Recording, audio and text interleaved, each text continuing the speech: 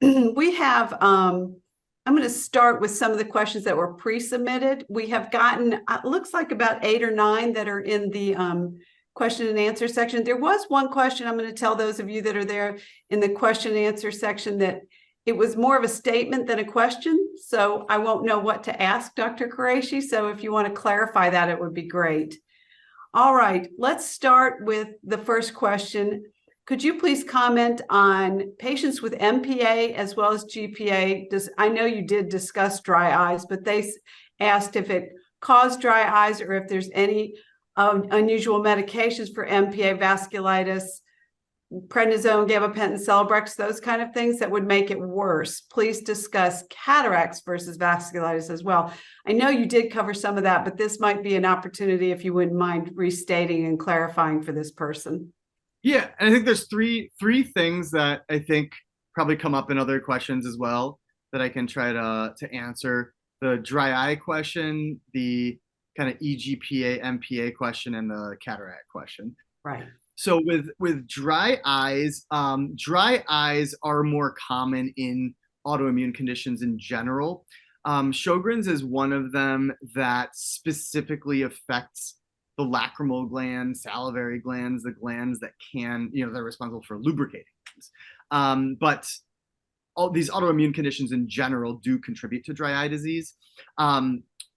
There's such a variability in people, even without vasculitis, in terms of their level of dry eye disease, which I call ocular surface disease, because it is not just dry eye. It involves the eyelid, the oil glands on the eyelid, and all of that as well. In terms of specific treatment, there's no specific treatment related to GPA versus MPA versus plain old dry eyes. It's more of a scale and a kind of escalation that we do dependent on the symptoms that each patient has. So initially it's, the lubricant eye drops. If people are sensitive or using them more frequently, I recommend preservative-free ones. And I will say, there was concern with the recent issue with the contamination from the one company that had Pseudomonas in their artificial tear drops, and a lot of patients are concerned about using over-the-counter drops with that. I will say they tested a lot of generic companies as well as all the brand names, and they had no issues at all. This was just one specific company that actually had issues with other eye drops they made also. So that was, I think, kind of a one-off, lack of regulation type of issue. But I always say generic ones are fine, but specifically the brand names may have a little bit more accountability. We usually recommend like Systane, Refresh, Theratears, things like that. And they're all different. So I always say to each his own. So some people love one kind of Systane and hate another kind of Systane, and vice versa for another person. They market them all differently, but I recommend just trying one and the ones that you like to use. I recommend using teardrops every morning, and then additionally as needed. There are some people that may sleep with a fan on and no humidifier that may have more symptoms in the morning. So especially as we get closer to winter, especially those in the north, in the Chicago type area where we get super dry and cold in the winter, heaters dry out the air a lot. So I recommend having a humidifier. But yeah, you're going to be more symptomatic than the average person, I definitely think, with vasculitis. And I mentioned there's prescription eye drops as well that you can talk to an optometrist or an ophthalmologist about. And then the warm compresses, I do think, just help in general, keeping those eyelid glands flowing more. But there's different, more aggressive treatments and things that can be done for dry eyes. And I just saw something pop up about CPAP, which is a good point. CPAP, the air can leak out, causing more dry eyes as well. So we usually recommend, making sure the fit is appropriate, but also using lubricant ointments at night. But all those medications you can kind of mix and match and play with to find a good regimen that works for yourself. The EGPA MPA question, and I think there was one other question about urticarial vasculitis as well. So EGPA, eosinophilic granulomatosis with polyangiitis, or Church-Strauss, that microscopic polyangiitis as well as urticarial can cause all the same manifestations as granulomatosis with polyangiitis, but much less common to have those diseases affect the eyes. So it can cause scleritis, the necrotizing scleritis, that peripheral ulcerative keratitis, the inflammation in the orbit behind the eye, all those things it can cause, but GPA is way more common to cause those issues. Even things like polyarteritis nodosa, we see more eye involvement with that versus MPA and EGPA as well. Okay, and did you want to address something about cataracts now, or you want me to ask you the cataract question? Yeah. I guess you can do the cataract question. Okay. That way it's interruption for me blabbing on and on. Okay, one of the questions about cataracts, let's see, I have to find it here. Oh, I was wondering if there is a known connection between GPA and MPA vasculitis diagnosis and difficulty with lens removal and artificial lens placement during cataract procedures. I was diagnosed with MPA, GPA vasculitis symptoms in both eyes, primarily MPA, and then had difficulties during a cataract procedure shortly after that. So, I'll give you kind of my thought on cataract surgery.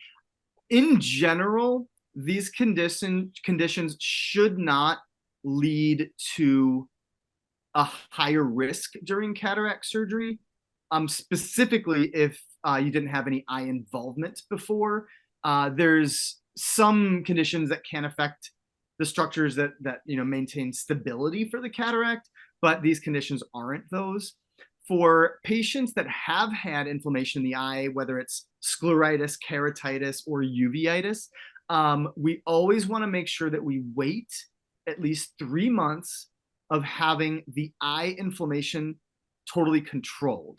Because we know if we go into surgery sooner, we have worse outcomes because of increased inflammation after surgery. So 3 months of the eye inflammation being controlled is key for elective surgery, meaning cataract surgery.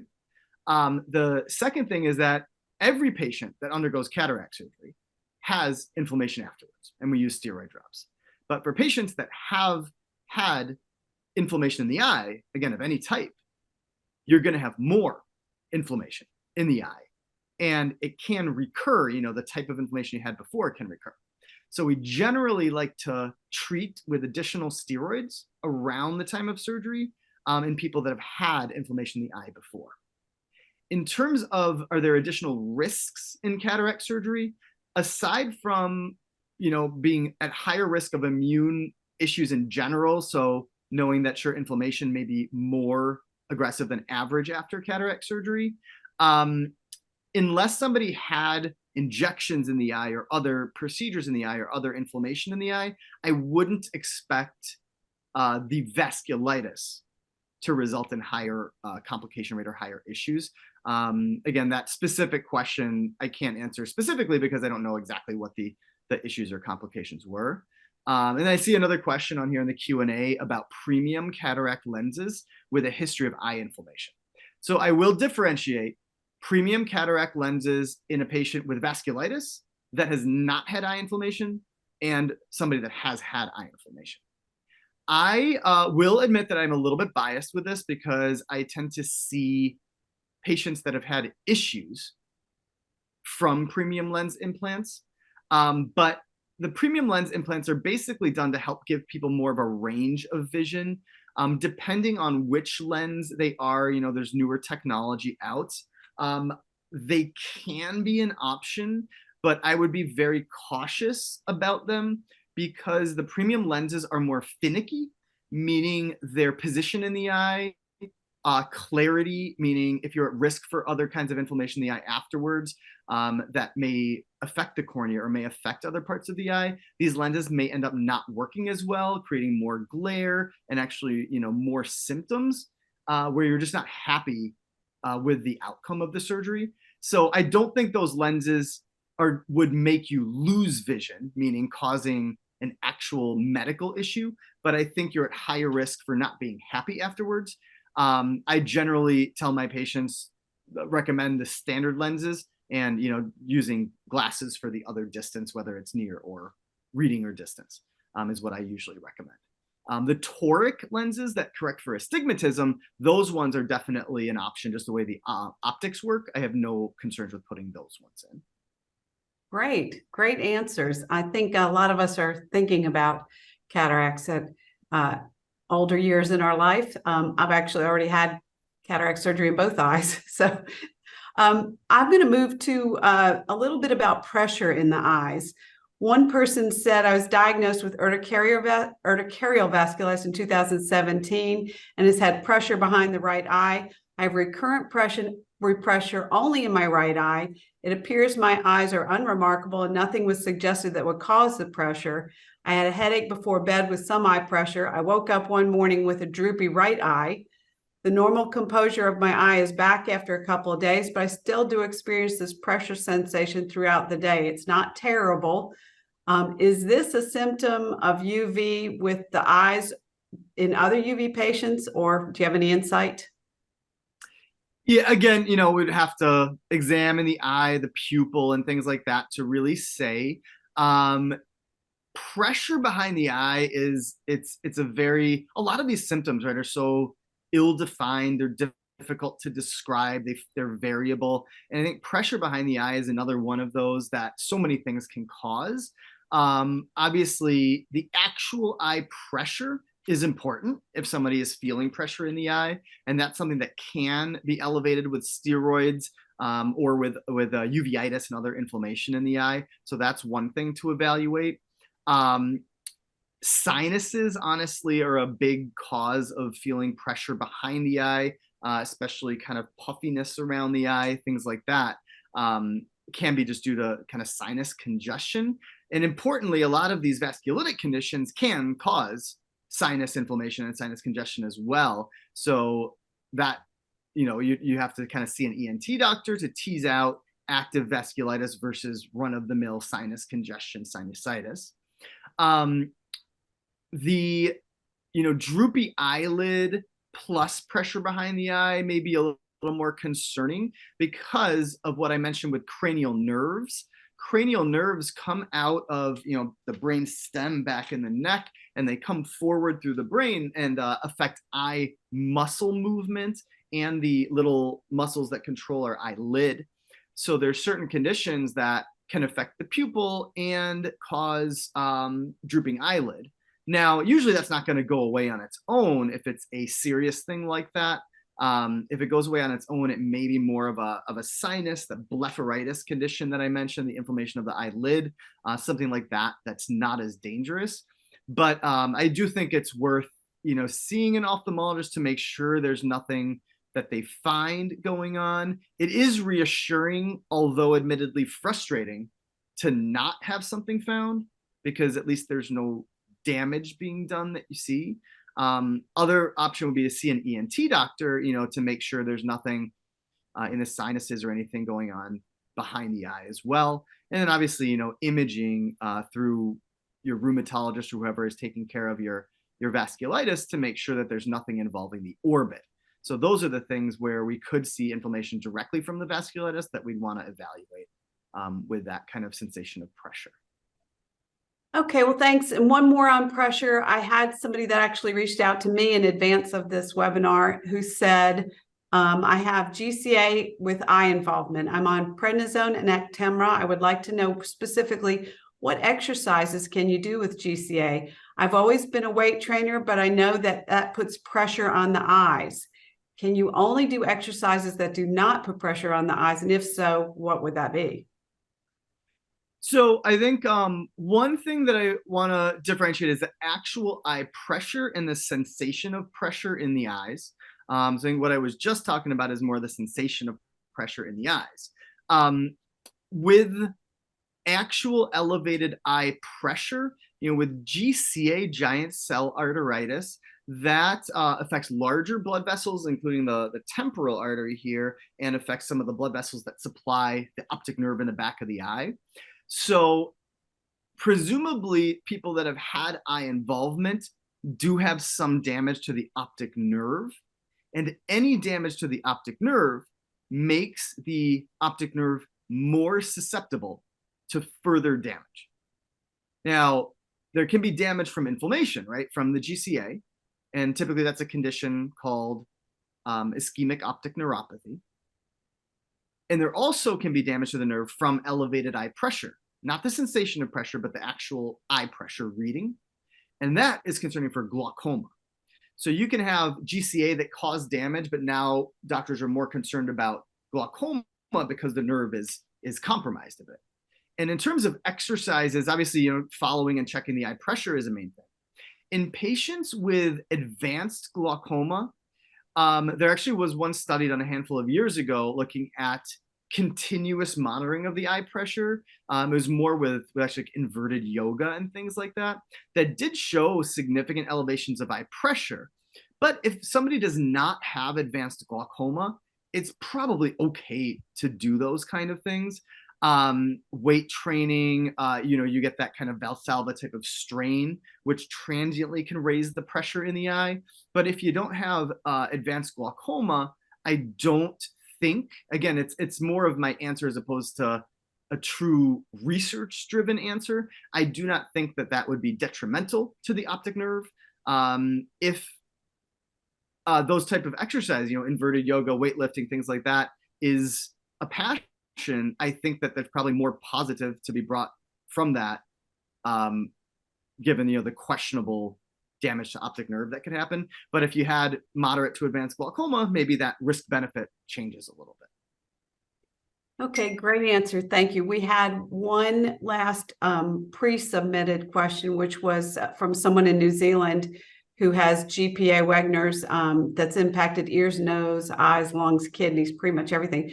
She says her eyes literally stream, just drip water from her eyes constantly. That's a little different from the dry eyes thing. So I thought I'd ask you about that one.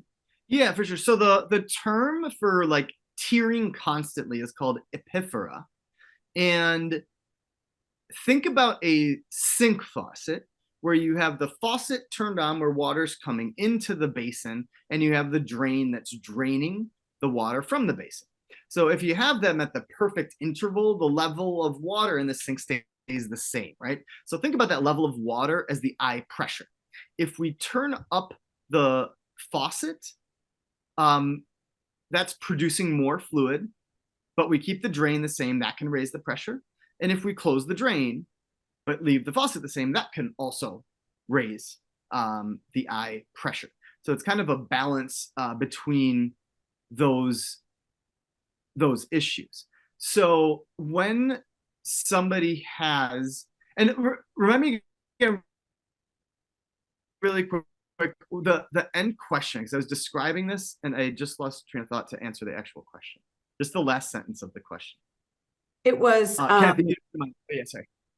It was just that her eyes were streaming all the time, and she wanted to know, is this permanent? Is there anything she could do for it? Yes. Thank you. Yeah. So similar to that kind of analogy with the eye pressure, with tearing, there's a similar thing, but think about the tear ducts, which are actually towards the nose side of the eye. There's one on the top, one on the bottom. That's what drains the tears from the eye, and it can kind of come back to your throat. So when there is increased tear formation, that happens, as I mentioned, from a reflex. So when you walk outside and a gust of cold wind hits your eye, the tears evaporate immediately and the eye starts tearing. So that's an increase of tear formation. But if the tear duct is blocked, that's a decrease of the tear drainage. So usually it is more of a tear formation issue, which goes back to the dry eye blepharitis type of concerns, where you go outside, something happens, and you get increased tearing. Now, for people that have tearing all the time, we want to evaluate the actual tear duct to make sure it's not blocked. And that can be done by an ophthalmologist. We irrigate the tear duct to diagnose that. Specifically, people with vasculitis can have significant sinus issues, and can have inflammation of the tear ducts as well. So that's a specific concern that ENT can obviously look at the sinuses, but one reason to evaluate those tear ducts in the case of constant tearing. My number one thing would be, warm compresses. thick artificial teardrops when you go outside, keeping the eye really well lubricated to see if that reduces the, tears pouring down your face type of aspect of it. Okay, thanks for the question about the tears. I have a couple of questions that relate back to the dry eyes. And since we're still on that area, I just wanted to throw those in there. One person said, I have cataract surgery coming up and also have sore eye sockets, itchy lids, and teary eyes. Will this affect my surgery? And the other one said, do you recommend, if no current eye issues or just plain old dry eyes, how often should someone with GPA see an eye doctor? And is there any specific panel of tests that ophthalmologists like you should expect them to run? Yeah, sure. So for the last question, knowing a person has a diagnosis of GPA, no specific tests that I would run just as an ophthalmologist. I see plenty of patients without a diagnosis already that present with scleritis or with some of these findings that we've been discussing. And those are people that I will get, the ANCA, the antibodies, and that type of workup to help diagnose GPA. But not necessarily for following it from an eye standpoint. I will give a caveat that there are plenty of questionably useful evaluations of the ocular surface that can be done, looking at things like the salt content of the tear film, pictures of those oil glands on the eyelid, that are more for evaluation of dry eyes and blepharitis. That may be more specific testing, but not specific to the vasculitis condition. And I really, in all honesty, don't think that those kind of tests are clinically necessary.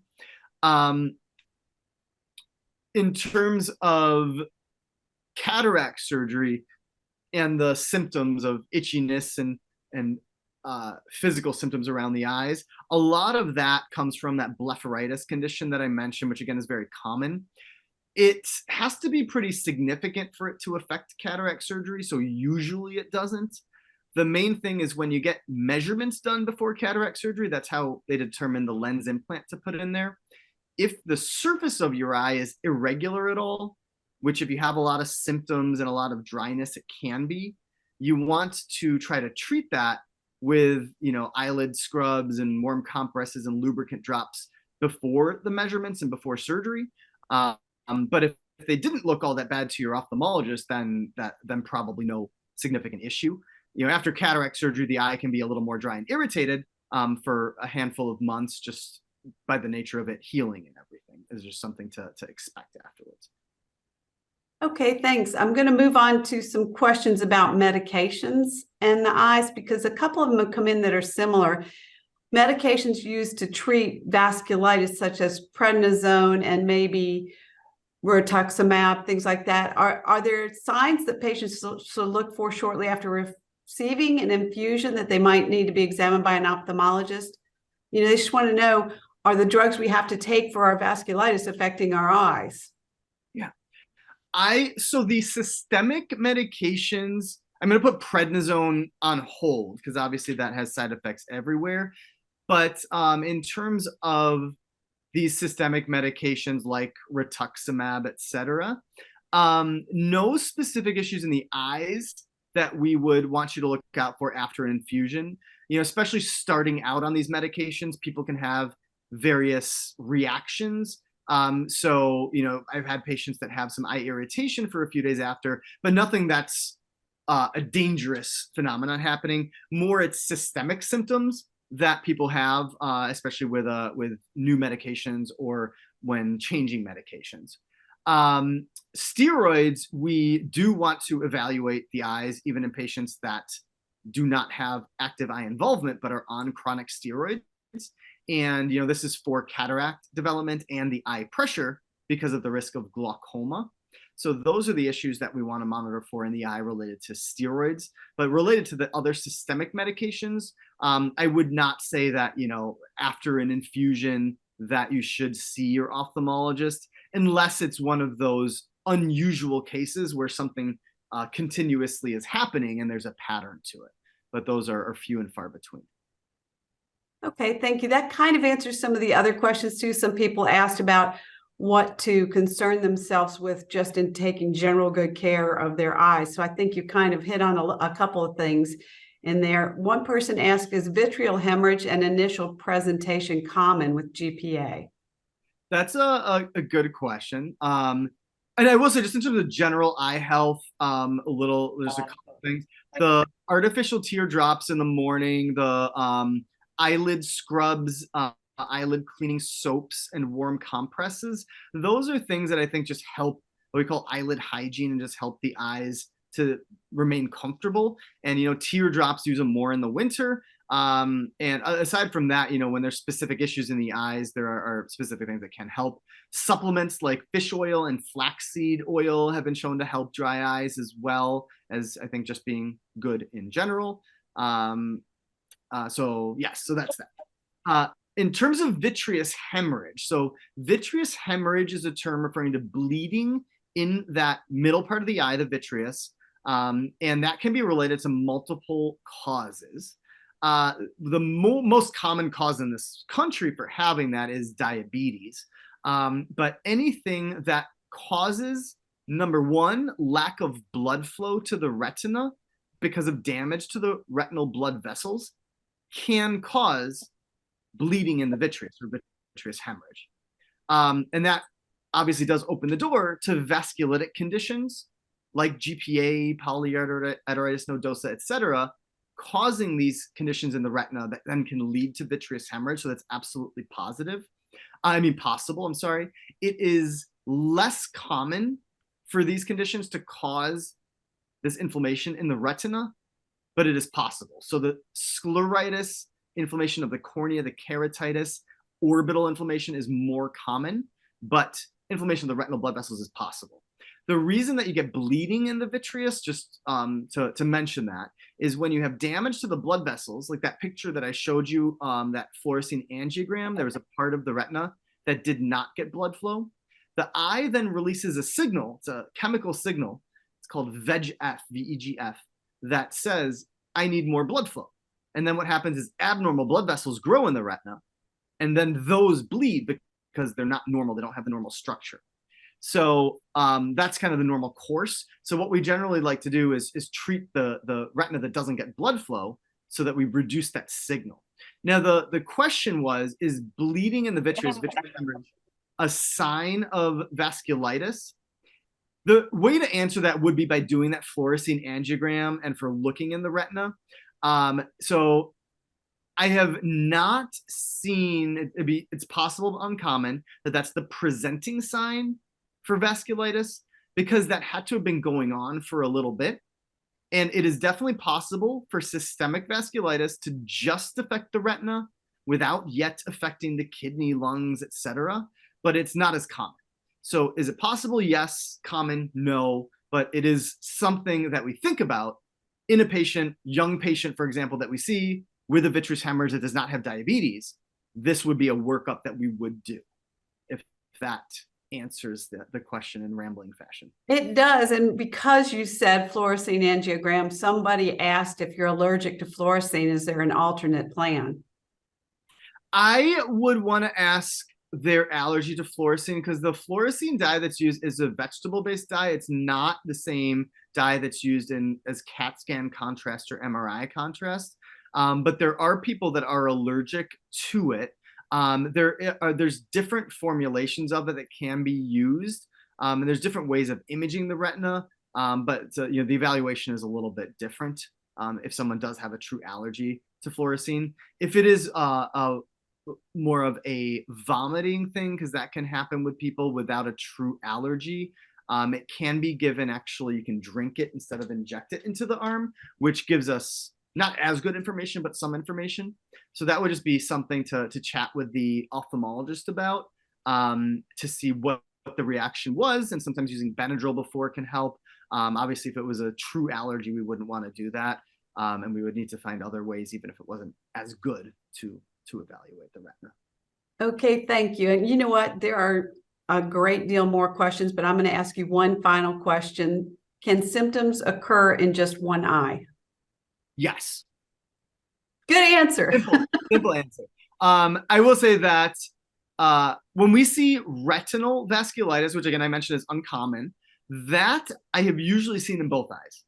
But scleritis and the keratitis, I have seen bilateral. I have seen it present in one eye, and I have seen it present in one eye that then became quiet and then showed up in the other eye. But usually the scleritis part is one eye at a time, but absolutely can happen in both eyes. So it can be one or the other. So thank you so much, Dr. Qureshi. I just want to apologize to everybody here today if I didn't get to your question. We have gone nonstop right up till the end of the hour, and I'm sorry if we didn't get to them. We will do our best to find the answers for you in a future recorded webinar. We haven't planned one yet, but we're going to work on that. I'm sorry we're out of time and that we didn't get to all of them. Thank you so much to Dr. Qureshi, and thank you to the Vasculitis Foundation for hosting this important part of our educational video series. I want to remind people there are a couple of great ways to keep up with this kind of information. The e-news that the Vasculitis Foundation puts out, that's a great newsletter you can sign up for monthly. And also just visit their website, vasculitisfoundation.org, because their Find a Doctor tab is one of the best features that they have, in addition to so many other features. But thank you, Dr. Qureshi, for your time today. I always appreciate doctors volunteering to help us with these webinars. Absolutely. Happy to be here. Thanks.